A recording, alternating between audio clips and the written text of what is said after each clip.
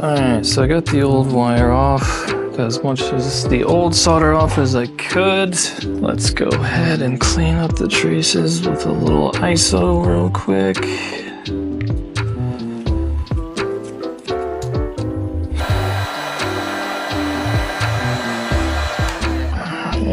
Get a little flux on there.